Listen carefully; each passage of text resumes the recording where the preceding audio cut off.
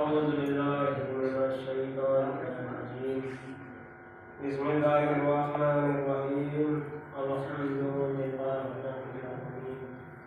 वस्सलातु वस्सलामु अला अशरफिल अंबिया'i वल मुरसलीन मौलाना व मौलाना सफ़रैन जद्दिल हसन वल हुसैन वल क़ासिम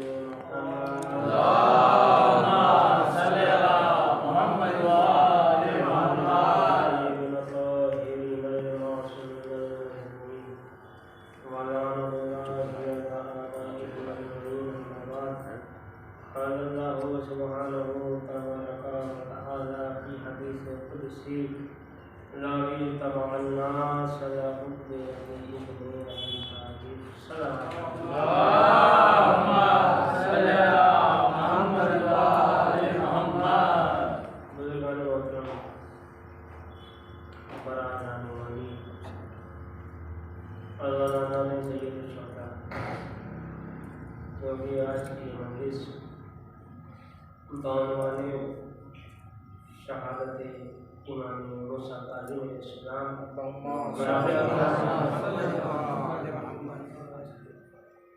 यकीनन कभी कभी हैदर भाई का अफसोस होता है इस बात को सोचकर कि लोगों को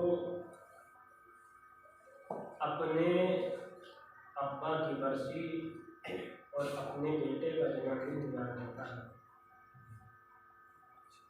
लेकिन ईमान की शहादत और उसकी विलादत का दिन लोगों को याद नहीं रहता। और ये तो शुक्र अदा कीजिए कि वाट्सअप ऐसा बार का कि जिसने ये हमारे लिए आसानी फराहम की। बेशक कि जब शहादत का वक्त होता है या किसी काम की विलादत का वक्त होता है तो हमें इत्तला हो जाया करती है। बहरहाल जाहिर सी बात है इमाम मूसा अलैहिस्सलाम के हवाले से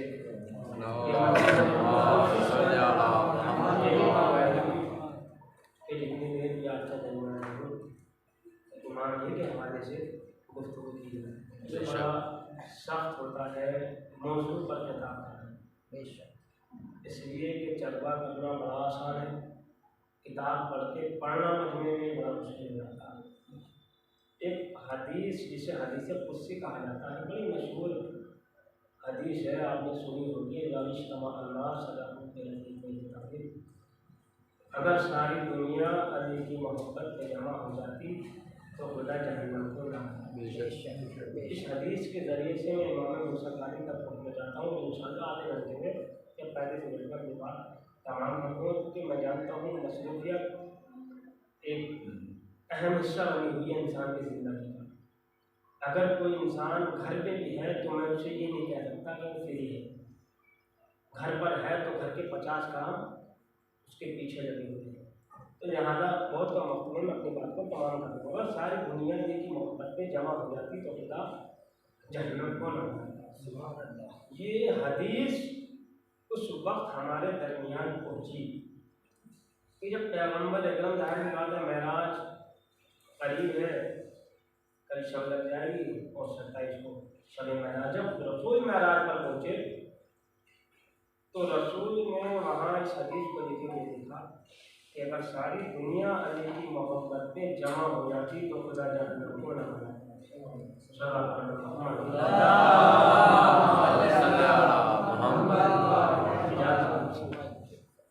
जब नबी मेराज से वापस आए तो जनाब सलमान ने पूछा, या नबी अल्लाह मेराज पर गए थे, क्या क्या देखा?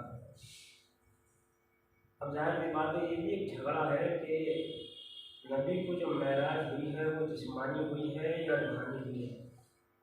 लेकिन जनाब सफ़रैन शाह मरहूम की एक किसी महफिल में निज़ामत कर रहे थे। निज़ामत के दौरान जब लोगों में ये बहस छिड़ी कि भाई ये जिस्मानी थी या रूहानी थी, तो सफ़रैन साहब ने कहा कि झगड़ने की जरूरत नहीं है, ये तो अपने मेराज बता देगा कि जिस्मानी थी रूहानी थी। कागजों कैसे कहा किससे हुई थी? नीम से मोहम्मद ने बताया कि मोहम्मद को हुई थी। किसके साथ हुई थी? से अली ने बताया अली के साथ हुई। कहाँ हुई थी, कब हुई थी? अरे से रात ने बताया कि रात में हुई थी। कहाँ पर हुई थी? अलिफ से बताया कि आसमान पर हुई थी। सी हुई थी, कैसी हुई थी? जी ने बताया जिस्मानी।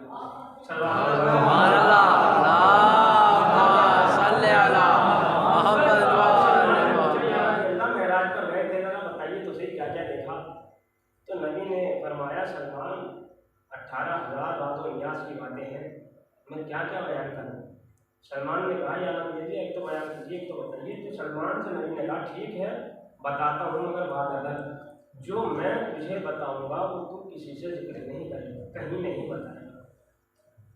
नबी ने जैसे ही ये बात आई, नबी ने कहा सलमान सुन, अगर सारी दुनिया जो मैं मेराज पर गया तो मैंने वहाँ देखा कुछ पर कि अगर सारी दुनिया जिनकी मोहब्बत पे जमा हो जाती तो खुदा जहन्नम को ना।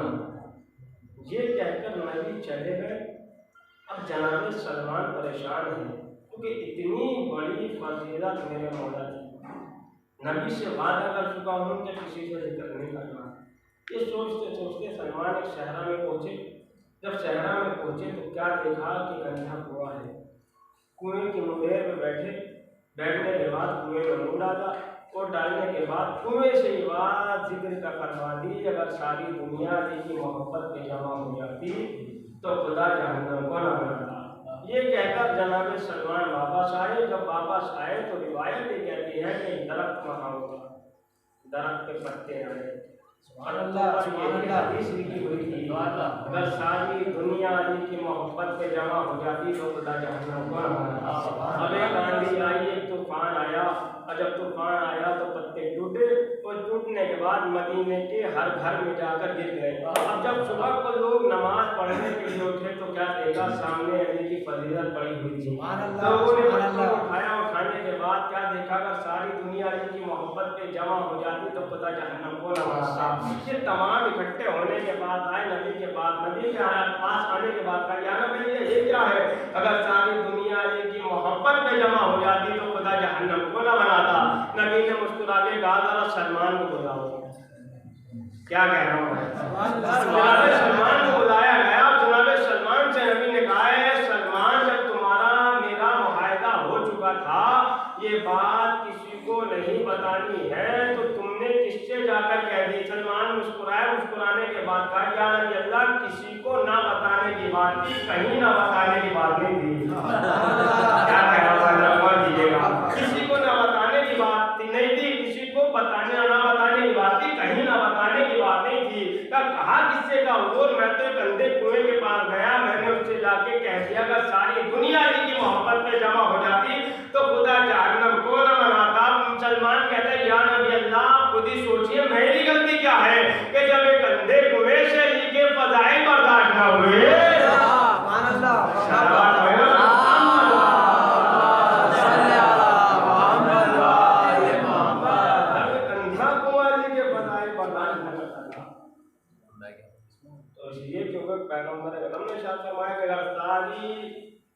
कायनात के दरख्त कलम बन जाए, तमाम समंदर स्याही बन जाओ, तमाम जिन्नों इंस में बैठे, तब भी अली की फजीलत को शुमार नहीं किया जाए।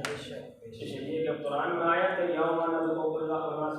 में हम हर कौम को उसके ईमान के साथ मिलाएंगे।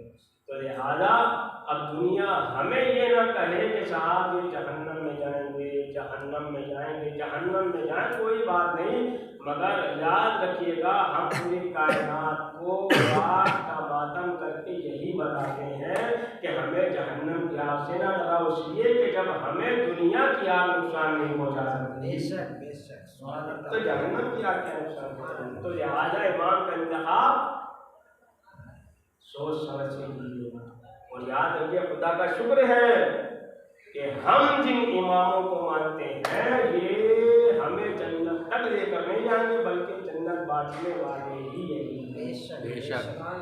तो लिहाजा जैसा इमाम होगा वैसे ही जज़ा और सज़ा होगी। इमाम का इंतखाब बहुत अच्छा होना चाहिए।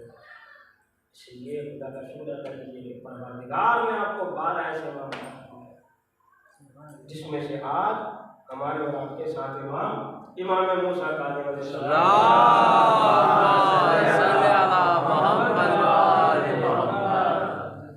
आज ही का दिन रिवायत के जुमले में है कि 25 रजब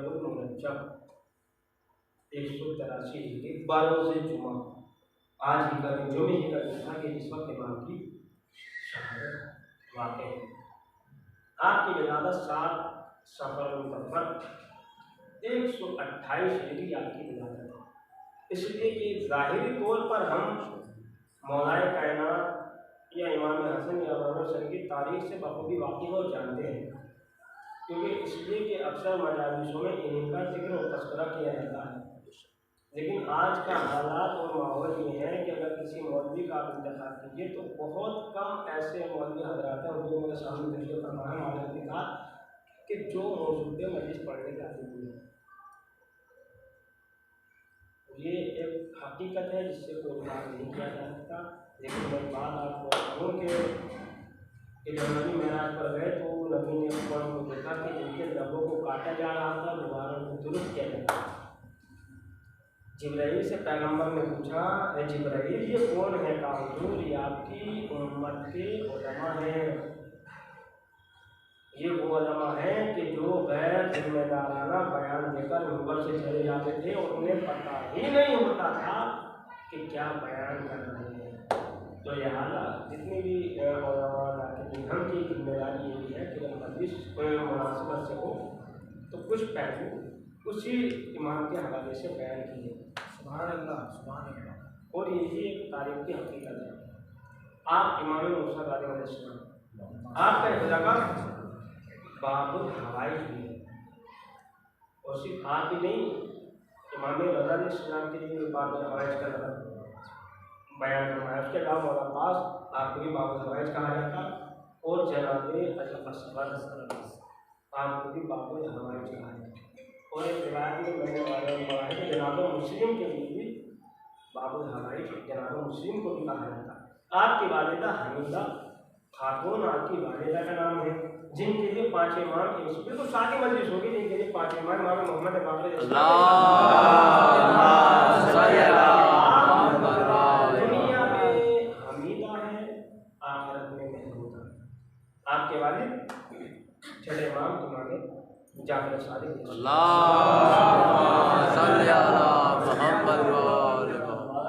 आपकी इबादत जहाँ हुई है उस मकाम का नाम है अबवा, एक मकाम है जो मदीना और मक्के के दरमियान एक जगह है जहाँ की विलादत है।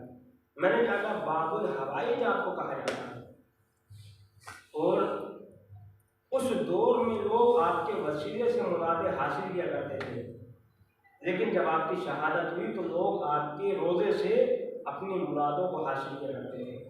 और ये है नहीं, आज भी मरोज़ों से अदा खानों से मुरादें पूरी होती हैं। लेकिन मसला ये है कि हम बोलने का तरीका, मांगने का तरीका और सलीका दोनों बोलते हैं। ना हमें मांगने का तरीका याद रहा और ना मांगने का सलीका। अब कोई ये ना कहे कि हमें इतना वक्त हो गया, हम अदा खानों से अपनी मुरादें मांग रहे हैं, पूरी नहीं होती। हुजूर इनके देने में कमी नहीं है, आपके मांगने में कमी। तो लिहाजा पहले अपने मांगने के तरीके को बदल दीजिए। जो मैं वाक़या बयान कर रहा हूँ ये 1928 जो 2022 चल रहा है, 1928 यानी हिंदुस्तान आज़ाद होने से पहले 10 अगस्त, ये मौजज़ा मैं बयान करता हूँ। एक शख्स नाबीना बाबुल हवाई कहा जाता है इमाम मूसा काज़िम अलैहिस्सलाम। कैसे बाबुल हवाई सुनिए, एक नाबीना शख्स आपके रोज़े पर आया। आने के बाद रिवायत के जुमले ये हैं कि जैसे ही वो रोज़े के अंदर दाखिल हुआ, दाखिल होने के बाद उसने जैसे ही आपकी ज़रीफ़ात रखा, फ़ौरन चिल्लाते हुए वापस आया कि मुझे आँखें मिल गई, मुझे आँखें मिल गई, मुझे आँखें मिल गई। अब जैसे ही वापस आया तो रिवायत के जुमले ये हैं कि लोगों ने जैसे ही सुना तो उसके करीब पहुँचे और उसके जिस्म पर जो लिबास था उसको तबरुक के तौर पर फाड़ना नोचना शुरू किया, और तबरुक के तौर पर उसके लिबास को अपने अपने घर ले जाने लगे। रिवायत में लिखा कि 3 मरतबा उस शख्स को लिबास पहनाया गया, और तीनों मरतबा ही ऐसा हुआ कि लोग तबरुक के तौर पर उस लिबास को तबरुक समझ के टुकड़े टुकड़े करके अपने घर ले जाने लगे। तो जो वहाँ का खादिम था, रोज़े इमाम मूसा काज़िम अलैहिस्सलाम का खादिम था, उसने ये सोच कर कहीं इनकी जान को खतरा ना हो जाए, फौरन इनके उनके घर पहुंचाया। जब घर पहुंचाया तो उनसे वाकया सुना। तो ये बयान फरमाते हैं कि जब मैं अस्पताल में ज़ेर इलाज था और डॉक्टरों ने मुझसे ये कहा कि अब तुम लाइलाज हो गए हो, अब तुम्हारा इलाज हम नहीं कर सकते, तुम यहाँ से जा सकते हो। मैं मायूस होकर कहाँ पहुँचा? काज़मैन इमाम मूसा काज़िम अलैहिस्सलाम के रोज़े पर। जब मैं रोज़े के करीब गया, जाने के बाद मैंने परवरदिगार से दुआ की, परवरदिगार तुझे इस बाबुल हवाइज का वास्ता मेरी आंखें मुझे वापस लौटा दे। वो कहता है कि जैसे ही मैंने जरी पर हाथ रखा तो एक रोशनी मेरे सामने नमदार हुई, एक आवाज आई कि जा, हमने तुझे आंखें दी।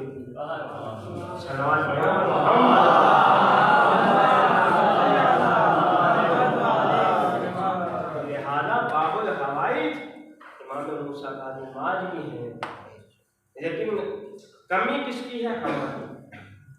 न हमें मांगने का तरीका याद रहा और न मांगने का सलीका याद रहा। अगर आज भी मांगने का तरीका और सलीका हमें आ जाए तो यकीनन करबला तो बहुत दूर है, आपकी मुरादें यहाँ से भी पूरी होगी। इमाम मूसा काज़िम अलैहिस्सलाम वो इमाम के जिसने अक्सर वक्त कैद खाने में गुजारा, और सिर्फ ये नहीं है, खुद जब महदी अब्बासी खलीफा हुआ तो उसने भी इमाम मूसा काज़िम अलैहिस्सलाम को कैद में रखवाया, और इस साजिश के साथ कि मैं इमाम मूसा काज़िम अलैहिस्सलाम को फतेह करूँगा। जब एक साल आपको कैद में आपका गुजर गया, गुजरने के बाद उसने ये इरादा किया कि अब इमाम मूसा काज़िम अलैहिस्सलाम को कत्ल करना चाहिए। अपने इरादे को कामयाब या पाए तकमील तक पहुँचाने के लिए अपने शख्स का इंतखाब करना। इंतखाब करवाने के बाद उसे बुलाया, बुलाने के बाद कहा कि भाई जा और आज रात तो इमाम मूसा काज़िम अलैहिस्सलाम को कत्ल कर दो। ये कहकर उसने कहा ठीक है मैं जा रहा हूँ, उसका नाम तारीख ने हमीद लिखा है। कहा ठीक है। वो चला गया। जब ये चला गया तो अब्बास महदी अब्बासी खलीफा जिधर रात में सोया, उसने मौलाए कायनात को ख्वाब में देखा कि मौलाए कायनात तशरीफ लेकर आए और फरमा रहे हैं, शख्स ये तू क्या अमर अंजाम दे रहा है? तो उस इमाम को कत्ल करना चाहता है कि जो हमारी ज़ुर्रियत में से, हमारी नस्ल में से है, लिहाजा इस काम से बाद आ जा। अब्बास मैंने उठने के बाद फौरन उसने हमीद को बुलाया। बुलाने के बाद कहा कि जा अब इस इरादे को छोड़ दे, इस इरादे को यहीं रोक दे, मेरा इरादा बदल गया है, मैं इमाम को कत्ल नहीं करूँगा। लिहाजा एक वक्त ये था कि जब अब्बास महदी ने इमाम को कत्ल करने का इरादा किया, जब उसने ख्वाब में मौलाए कायनात को देखा तो वो अपने इरादे से बाहर आया और उसने इमाम को रिहा कर दिया। सिर्फ यही नहीं, उसके बाद को जब हारून रशीद, मामून रशीद तख्त पे बैठा तो दूसरा अमर उसने ये अंजाम दिया कि खुद इमाम मूसा काज़िम अलैहिस्सलाम को कैद करवाया। और इमाम मूसा काज़िम अलैहिस्सलाम की रिवायत के जुमले ये है, रिवायत को अल्लामा शिबली नुमानी ने भी तहरीर फरमाया कि आप सखावत, शुजाअत, इबादत में हूबहू बिल्कुल अपने बाप के जैसे। अब जाहिर की बात है, पैगम्बर अकरम की हदीस मोहम्मद मोहम्मद, हमारा पहला भी मोहम्मद है, हमारा दरमियानी भी मोहम्मद है, हमारा आखिर मोहम्मद, हम सबके साथ मोहम्मद है। तो लिहाजा जाहिर की बात है, जो कमालात पहले के थे वही सातवें के हैं, वही पाँचवें के हैं, वही चौथे के हैं, वही तीसरे के हैं। अब जाहिर की बात है, जब इमाम का जिक्र है तो एक जुमला ये भी कहा जाए कि इमाम होता कौन है? कि जो आगे हो उसे इमाम कहते हैं। बस फर्क इतना है कि जो आवाम से आगे है वो आवाम का इमाम है, जो कायनात से आगे है वो कायनात। जो आवाम से आगे है वो आवाम का इमाम है, जो कायनात से आगे है वो कायनात का इमाम है। और आगे चल के ये ना कहा जाए कि जिसमें तमाम फजीलतें सिमट कर न आए वो इमाम हो ही नहीं सकता। अब ये कहूँ कि जरूर याद रखिएगा, इमाम वो होता है कि जो सही भी हो, इमाम वो होता है जो इल्म में भी सबसे अफजल हो, इल्म में भी सबसे अफजल हो, फजीलत में भी सबसे अफजल हो, सखावत में भी सबसे अफजल हो। इमाम वो होता है कि जिसके पीछे हक हो और इमाम आगे हो। हम जिसके पीछे चले उसे इमाम कहते हैं। या लफ्जों को बदलकर ये कहा जाए कि हक के पीछे जो चले उसे अवाम कहते हैं और हक जिसके पीछे चले उसे इमाम कहते हैं।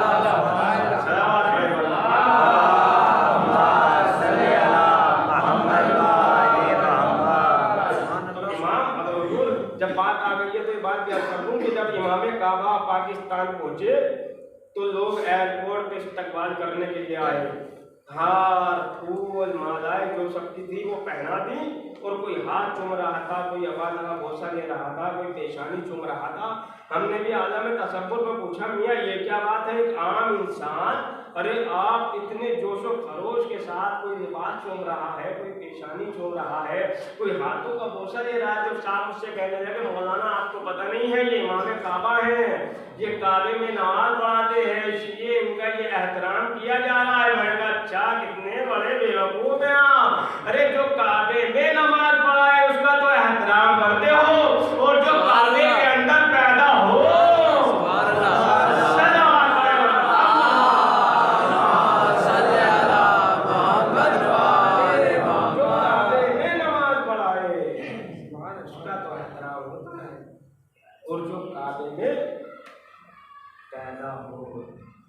वो कितनी बड़ी फजीलत। बहरहाल इमाम की शहादत करी है, तकरीबन 25 मिनट हो गए हैं। माह रजब का महीना भी हमसे रुखसत हो रहा है, फजीलत चंद तारीखें इसमें मौजूद है और उसके बाद माह शअबान मुअज़्ज़म जो अपने अंदर बहुत सी फजीलतों को पोशीदा की। यकीन जानिएगा कि आज की ये तारीख बड़ी कम की तारीख है, इसलिए कि जब हमारे घर में किसी का इंतकाल होता है तो घर वालों का कलेजा फटने के लिए आ जाता है। और आज कायनात का इमाम हमसे रुखसत हो रहा है।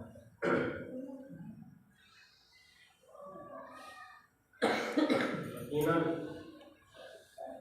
बड़ा एहसास होता है कि जब इमाम के नाम पर मजीद शुहूद और शिरकत ना करें तो बड़ी तकलीफ होती है। इसलिए कि जिसके सदक़े में आज हम बैठे हुए हैं, जिसके सदक़े में हमें कायनात का रिज़्क़ मिल रहा है, आज वो इमाम हमसे मुझे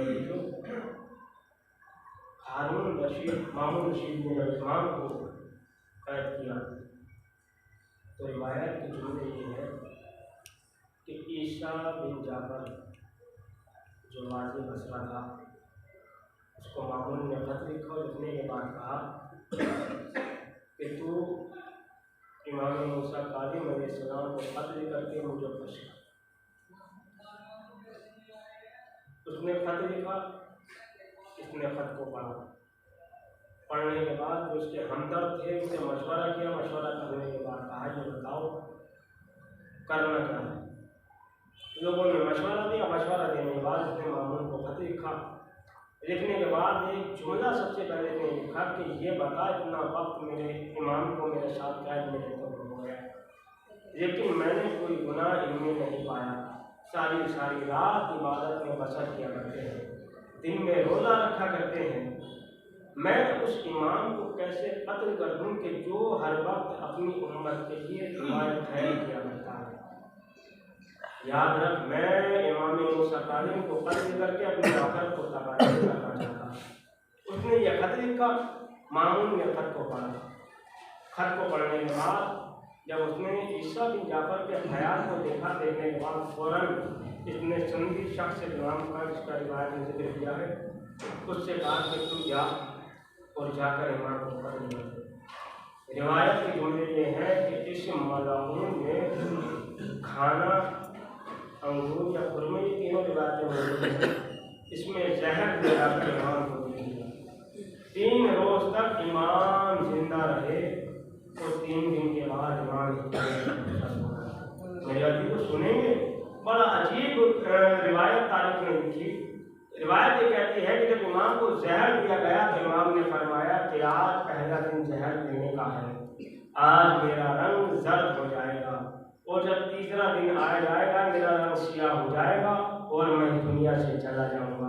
रिवायत ये कहती है कि जब इमाम को जहर दिया गया और इमाम 3 दिन तक कैद खाने में ही रहे, जब इमाम इस दुनिया से रुखसत हुए तो रिवायत के जुमले ये है कि मामून ने इमाम की हथकड़ी और बेड़ियों को कटवाया और कटवाने के बाद आपकी मैयत को उठाने के बाद बगदाद के पुल पे लाके रख दिया और लाने के बाद आपके बारे में, आपके ख्याल में आपके लिए नाजेबा जुमले इस्तेमाल किए और आपके चाहने वालों के लिए नाजेबा जुमले इस्तेमाल किए। मगर अजीजों, मामून के डर से किसी में ये हिम्मत न थी कि वो इमाम की मैयत को उठाकर गुस्ल कफन दे सके। मगर रिवायत ये लिखी है कि गिरोहदार जिसका सरदार सुलेमान नाम का एक शख्स था, उसने किसी न किसी तरीके से इमाम की मैयत को जालिमों से लिया और लेने के बाद गुस्ल कफन का एहतमाम किया गया। आपने गौर किया, आपने गौर व फिक्र किया, इमाम जब इस दुनिया से जा रहे हैं तो गुस्ल कफन का एहतमाम किया जा रहा है। इमाम के चाहने वाले इमाम के साथ खड़े हुए हैं। खुद इमाम अली रज़ा आजाद इमामत बगदाद पहुंचे, पहुंचने के बाद इमाम की नमाज़ जनाजा पढ़ाई। मेरे अजीजों, अरे सोचने का मकाम है कि जब आपका 7वां इमाम इस दुनिया से रुखसत हो रहा है, अरे गुस्ल कफन का एहतमाम भी किया जा रहा है। और रिवायत के जुमले ये है कि बड़ा कीमती कफन इमाम मूसा काज़िम अलैहिस्सलाम को दिया गया कि जिस पर पूरा कुरान तहरीर था। मगर जरा करबला की तरफ तो रुख कीजिए।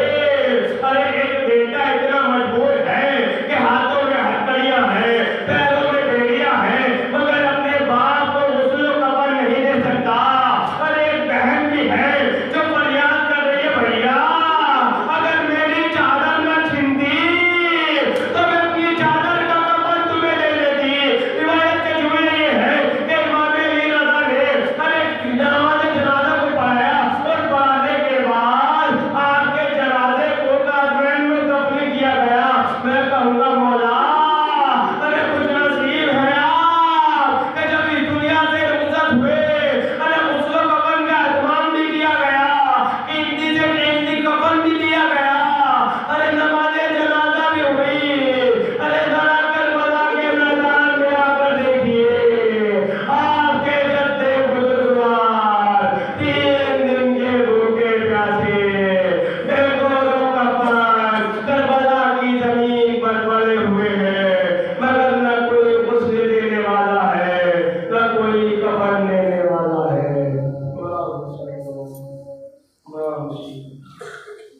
इन्ना लिल्लाहि व इन्ना इलैहि